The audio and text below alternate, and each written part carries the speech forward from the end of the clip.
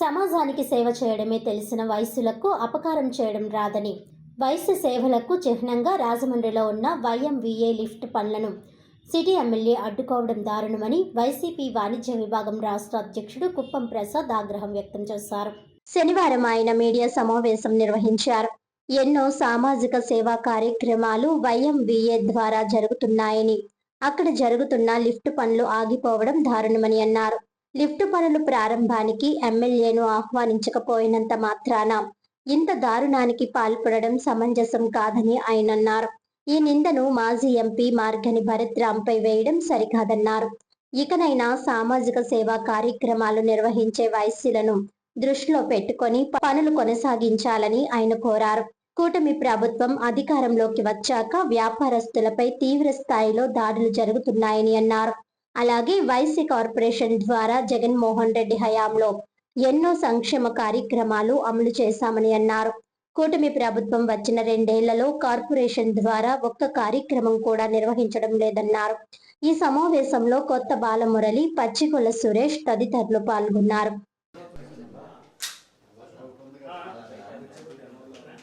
Media మిత్రులకి, ఇక్కడికి విచ్చేసిన నా ఆర్యవైశ్య సోదరులందరికీ కూడా ఉదయపూర్వక ధన్యవాదాలు. రాజమండ్రి మా పాప ఇక్కడ చదువుతుంటే వేరే పని మీద రావటం జరిగింది. మిత్రులు బాలమురళి వాళ్ళంతా కూడా వచ్చి కలుస్తా ఉన్నా, మిమ్మల్ని చాలా రోజులు అయిందంటే రండి ఇక్కడ ఉన్నానని చెప్పాను. యాక్చువల్గా అందరూ లంచ్కి కలుద్దామని చెప్పారు మనోళ్ళు. మీడియా మిత్రులు కూడా రావటం చాలా సంతోషంగా ఉంది. ముఖ్యంగా కూటమి ప్రభుత్వం ఏర్పడిన తర్వాత వారన్నీ కూడా మోసపూరితమైన మాటలు చెప్పి మాజీ ముఖ్యమంత్రి వర్యులు వైఎస్ జగన్మోహన్ రెడ్డి గారు ప్రతి ఒక్క విషయంలో ఏదైతే మంచి చేశారో,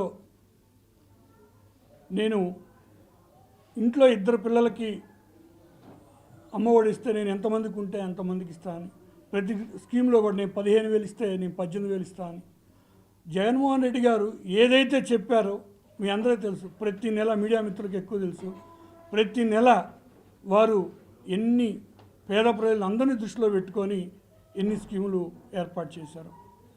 ఆర్య వైశ్యులకు కూడా ఈబీసీ కింద ప్రతి సంవత్సరం కూడా దరిదాపు 60,000 మందికి ఈబీసీ కింద ఈ రాష్ట్రంలో ప్రతి సంవత్సరం కూడా 15,000 రూపాయలు చొప్పున పడ్డాయి.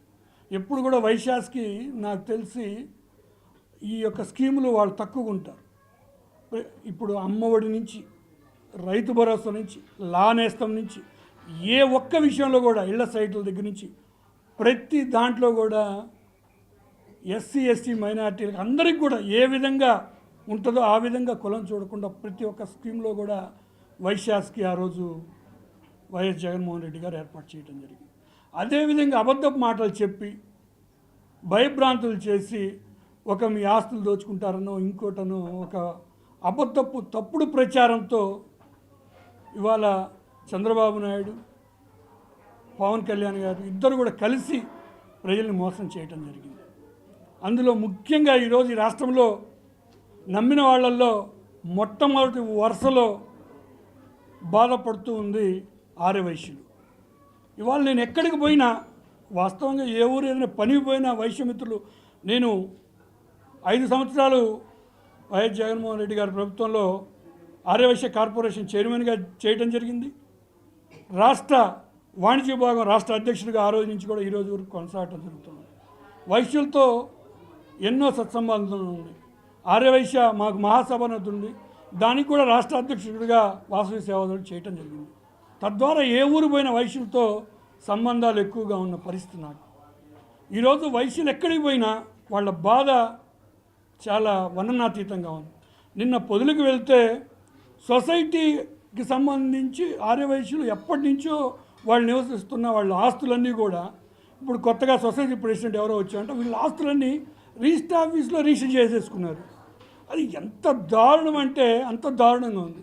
ఎక్కడికి పోయినా ఏ ఊరు పోయినా వైశ్యాస టార్గెట్ చేస్తూ ఉన్నారు.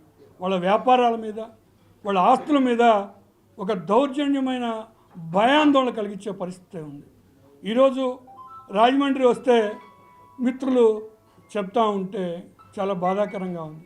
వైశ్యులు ఎప్పుడు కూడా ఒకరి జోలికి రారు, వారి జోలికి వస్తే మాత్రం ఒప్పుకోరు ఎప్పుడు కూడా. ఒకవేళ తిరగబడి కొట్టకపోయినా వారు చెప్పే సమాధానం వైశ్యుడికి ఒక్కరికి బాధ జరిగితే అది 1000 మందితో సమానం. గుర్తుపెట్టుకోవాలి ఎవరైనా సరే, ఏ పార్టీలో అయినా సరే.